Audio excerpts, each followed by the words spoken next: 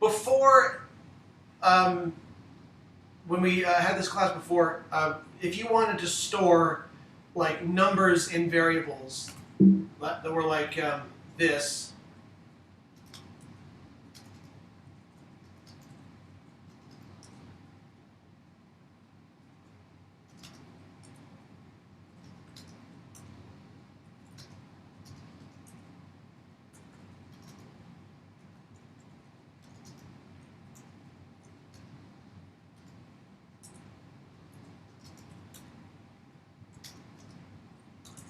you would have to do this. If you wanted to actually store sequential numbers like that, it's that's what you'd have to do. And if there were 11, 12, 13, there would be as many variables as there are numbers. And then recalling them is even worse. Like print 1, print 2, print 3, print 4, print 5, print 6. And then your code is as long as the content. That would be completely disabling if you actually had thousands of things to work with.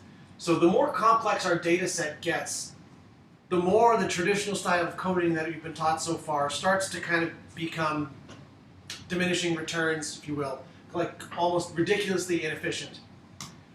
If you remember the random number counter, where you had to count numbers from 1 to 9 1,000 times, fine, you can loop it 1,000 times, but as soon as you get to a place where you're not generating numbers from 0 to 9, you're generating like letters or graphics or numbers from 1 to 10,000 or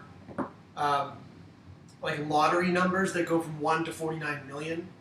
That would be ridiculous. It'd be no way, there'd be no point in doing it with a computer, and that idea stops being functional. So we need to move on to something that can deal with larger sets of data more efficiently, and this is called an array, or a multi-dimensional variable, or a subscripted variable. Or, fancy way of saying, here's how you can store multiple things, unlimited things, in a single variable and recall them all at once. This is not a QBasic thing, this is an every language thing. If I just Google this and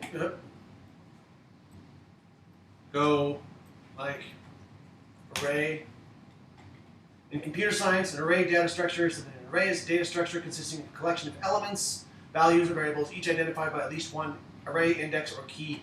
Really fancy way of saying store a bunch of crap in same place. Here's how this works. I'm going to store those 10 numbers, again, in a variable that's called numbers that has 10 slots in it. Here's the syntax for that. Dimension, numbers, in parentheses, 10. Now this variable of numbers has 10 slots to put stuff in. In modern day, you don't have to like actually say how many slots something has, because there's like infinity RAM to deal with. Not infinity, but a lot. In QBasic, we were dealing with 640 kilobytes of RAM. This is the same thing as we were doing with your get put graphics thing. We're just making a variable big enough to store stuff in, and then that array was, you know, color values. That's like you're just storing all of those things in there. You remember that stuff. You probably don't need me to re-traumatize you with that again. Okay. The number set we're going to go with here is going to be the numbers 1 through 10. So numbers slot 1 equals 1. Numbers slot 2 equals 2. Numbers slot 3 equals 3. Numbers slot 4 equals 4. By the way, this is the same concept I used for the clean the computer desk randomizer. 6, 6. Numbers 7, 7. Numbers 8 equals 8. Numbers 9 equals 9. Numbers 10 equals 10. So far you're probably thinking, this is not more efficient, this is the same thing, Balon, what are you doing? Wait for it. for next loop where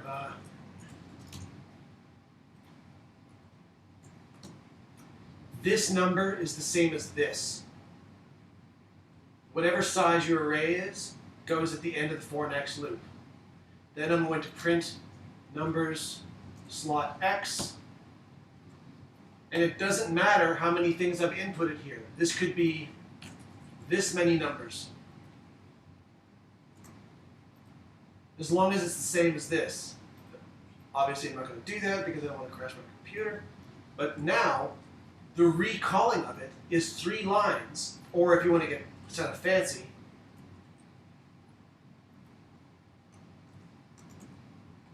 that. I like the other one better. That's just me.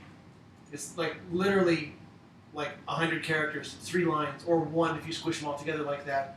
And we're going to recall them here because the first time X is going to be 1, which refers to this, goes to 1. Second time it's going to be 2, 2, 2, 3, 3, 3, and so forth and so on. Here's that.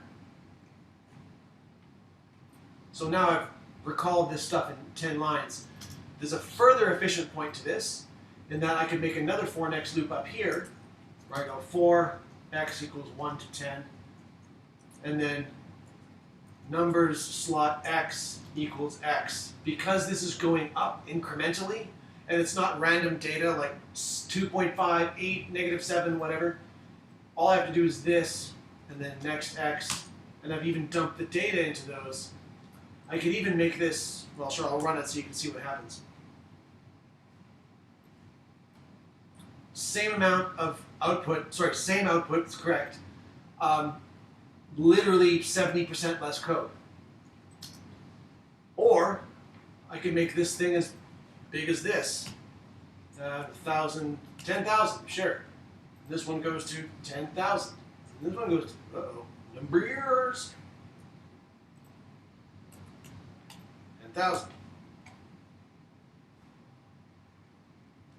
And we've got that. Now I'm displaying 10,000 numbers with 1, 2, 3, 4, 5, 6, 7 lines of code. That's the power of the array. You can do multiple things just within an incremental loop or a for next loop like this. One more level of like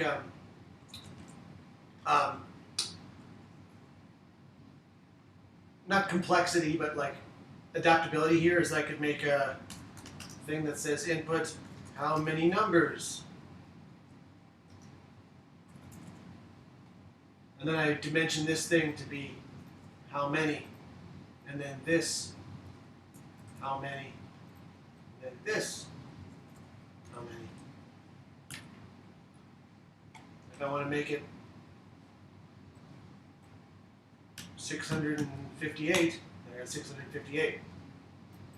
Now, because these things are parallel, I could actually do this too. And I was Control X. And do it all in the same line. I'm storing them and recalling them in the same thing. So I'm doing like tons and tons of computation here, just counting. It's not rocket surgery, but it's just pushing the same, it's doing the same thing. So now I've got, how many was that? 8.2 million numbers within 6 lines of code, and it's customizable and adaptable.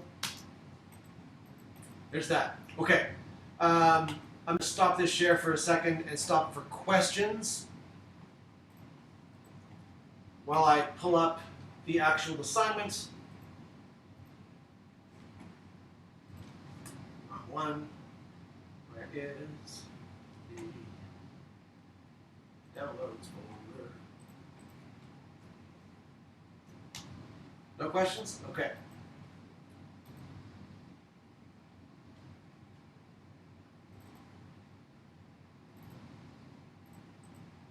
So this one's called NAMEAGEBAND. You've already done rock, paper, scissors, or enough of it anyway. Here's the specifications. 1. Ask the user for their name, their age, and their favorite band. Loop it 10 times and store the information in 3 arrays. Display the information back on the screen. Start with this. I will now recreate this one in real time, which you could do along with this video once I upload it. Yeah, So the only thing that might be new to you here is the concept of the string. We haven't worked with text-based data yet so far. The idea is that if you need to use numbers and letters, like for example,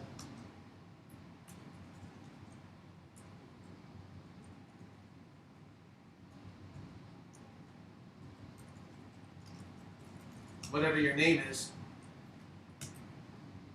you could actually do that, but you couldn't actually do the thing. Put numbers into here. You couldn't go name string equals that. It would be a string number conversion error on that line. So that's what's going on with the dimension name string. That just means that it's a text-based variable. So here we go. I've dimensioned name string to have 10 slots, age to have 10 slots, and band string to have 10 slots. So we're going to make a loop that says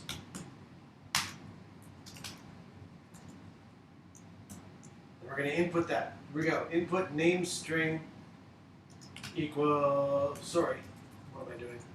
Input, what is your name? Name string slot X.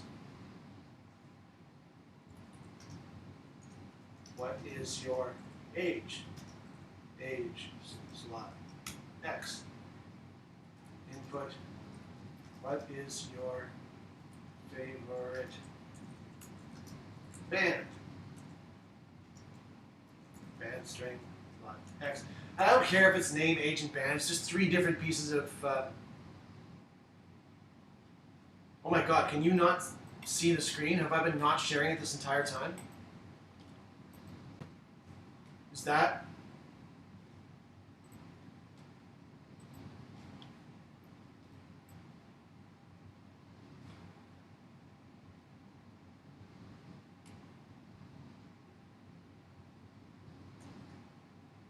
Have you been sitting there watching me type for like half an hour?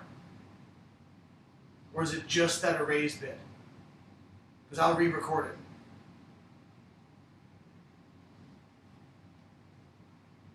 Oh, okay. I'll start again. Thank goodness. Holy crap. I almost smashed face directly into keyboard. Still, my bad. Thank you for speaking up. Okay. And starting again. So I've dimensioned name string to have 10 slots. This $ means string. It means that you can store text in the variable, not in the thing like age, which is only numbers. So this one's only text, this one's only numbers, this one's only text. Here we go.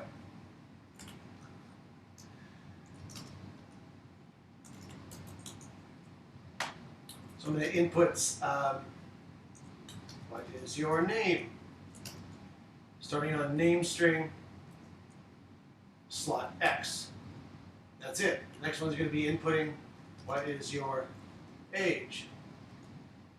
Age, slot X. What is your favorite band? Band string, slot X.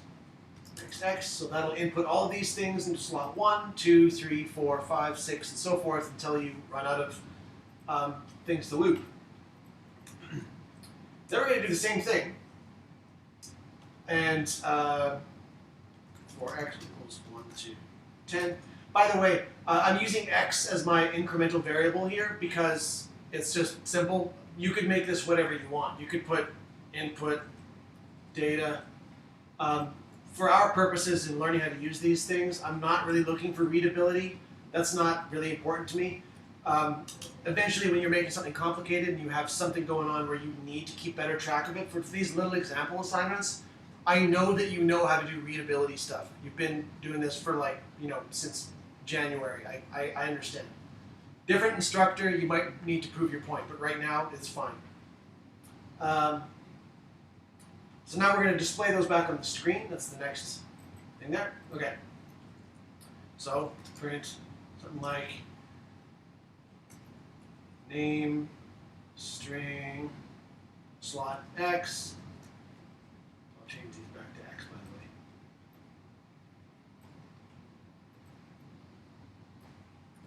is age slut X years old and their favorite band is band string slot X. Next X. That's it. I'm using a bunch of operators to get back and forth. If that's too confusing and you want to just go like something like person 1, or sorry, person X. Nah, there's no better way to do it than this. Never mind. If this is too confusing, we'll just review it. So I'm just going to enter dummy data in here, just placeholders, so you kind of get what's going. Yeah, VD, you can head out. This ain't news. This ain't for you. It's all good.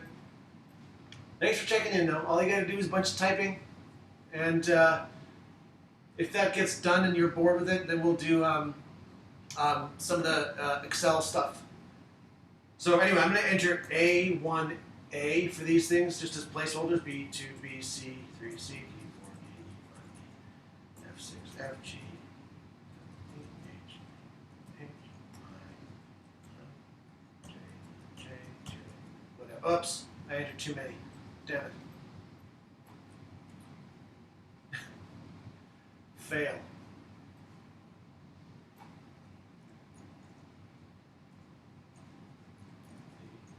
E, F, G,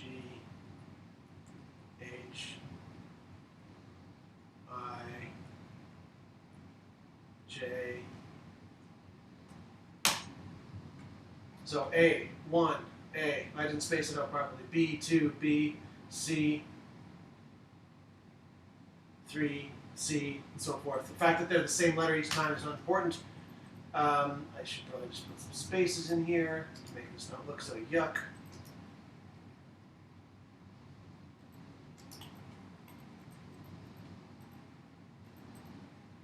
And so forth. So I've actually entered real data. I'm going to shorten the loop so that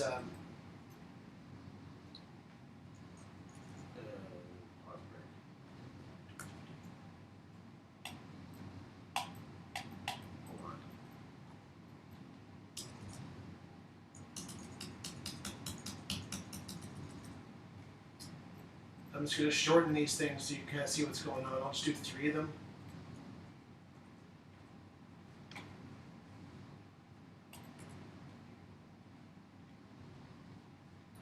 So my name is Fred, and 37, and it is obviously going to be Paw Patrol because that's the only thing I listen to right now because I have kids. And your name is Jadini.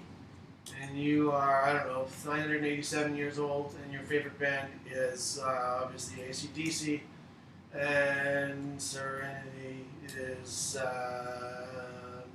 -7, and your favorite band is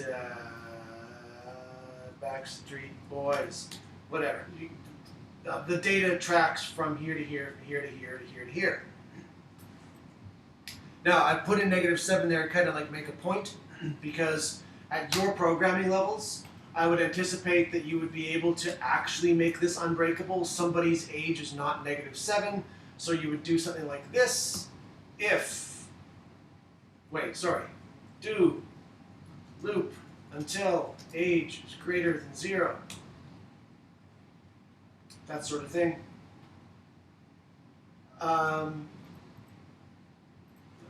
10. So anything that's in there that makes it could be breakable, you'll want to practice actually doing those things. Yeah, that's pretty much it. I'll save this as an example file. And there you go.